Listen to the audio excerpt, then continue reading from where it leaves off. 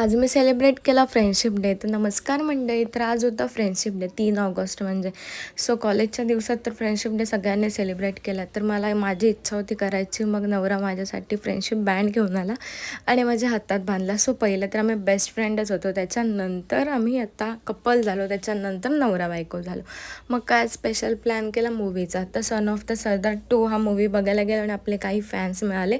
Photos वगैरे काढले. खूप भारी वाटलं भेटून. So thank you so much. त्याच्यानंतर माझं जेव्हा कुठं जायचं असलं ना, की कपड्यांचा पसारा एवढा जास्त होतो तर खालीच पडतो. कपाटातून माझे कपडे नेहमी खाली पडतात. तर ते सगळ्या मी आता नीट घडी घालून ठेवत होती. कारण मी मध्येच घड्या घालून ठेवते, मध्येच माझं असंच कुचमडून ठेवते. सो तुम्हाला पण ही सवय आहे का?